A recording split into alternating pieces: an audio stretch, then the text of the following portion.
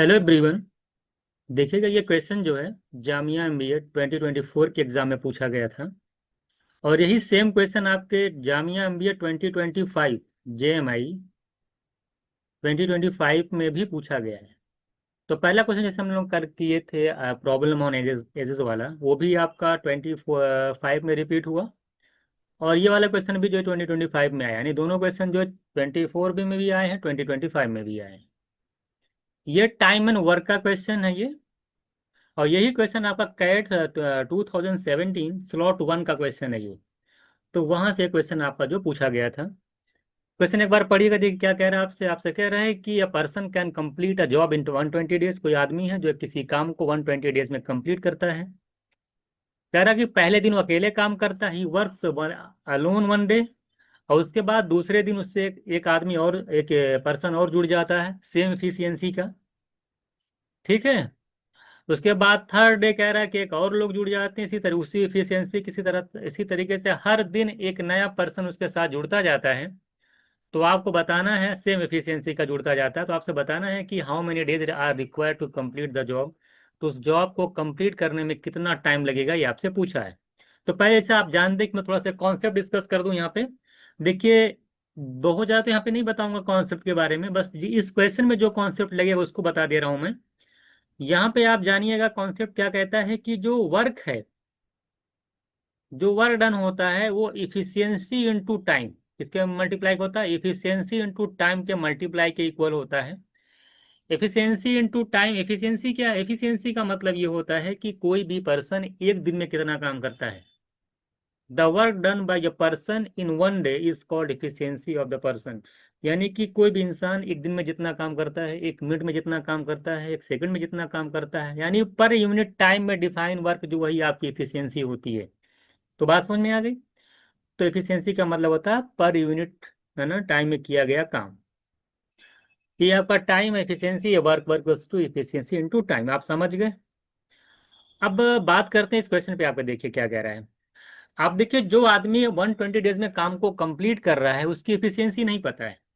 अगर हम मान लेते हैं कि उस पर्सन की एफिशिएंसी जो है, let the efficiency of a person be 1 unit, क्या लिख लें, let the efficiency of the person be 1 unit. अगर मान लेते हैं कि पर्सन की एफिशिएंसी 1 यूनिट है, अगर वो 120 डेज में काम कंप्लीट करता है, इफिशियंसी आपने काम मान लिया, लेट मान लिया 1 यूनिट है, टाइम आप लग रहा 120 डेज में, तो कितना वर्क होगा? फॉर्मूले से वर्क क्या कहता है? Efficiency into time. तो अगर मैं यहां से टोटल वर्क निकालूं तो क्या आएगा?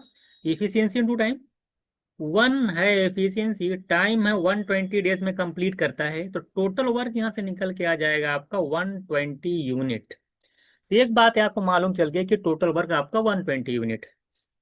अब आगे क्वेश्चन देखिए क्या कह रहा है आपसे। आप ये कह रहा है कि टोटल वर्क आपका 120 डेज है, 120 यूनिट है।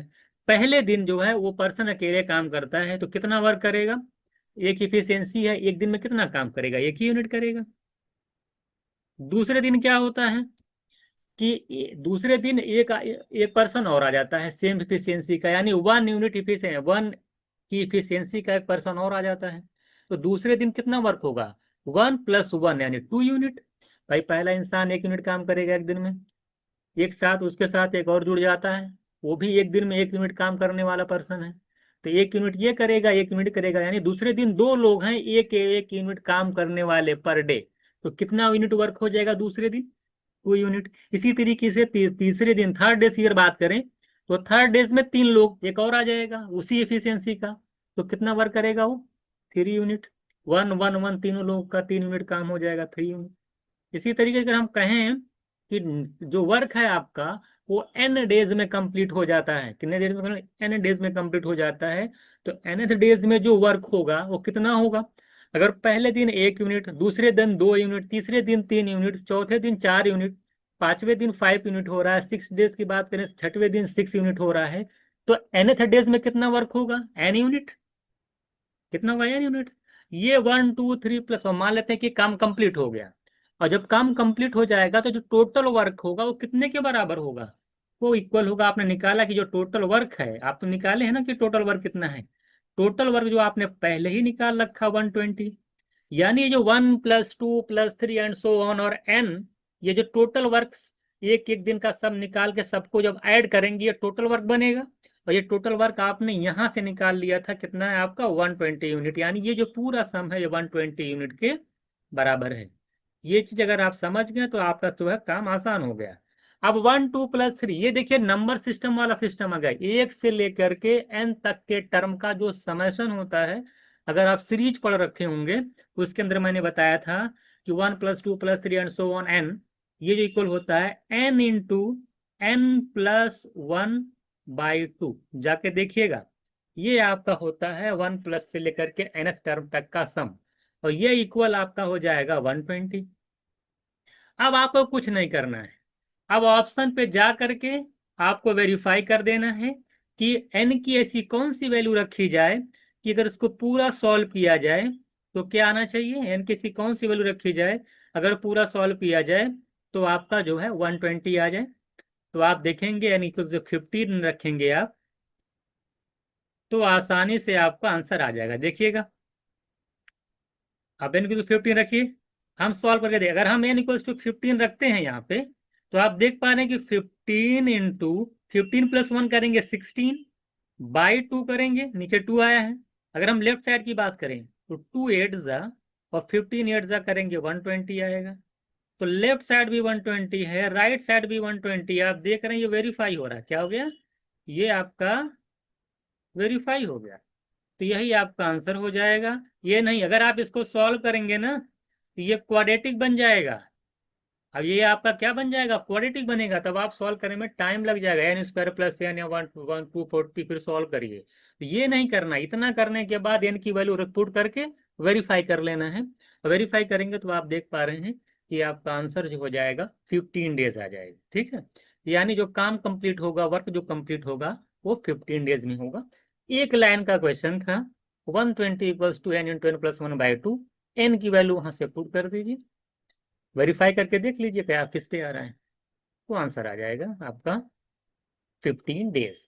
आई होप आपको ये क्वेश्चन अच्छे से समझ में आ गया होगा।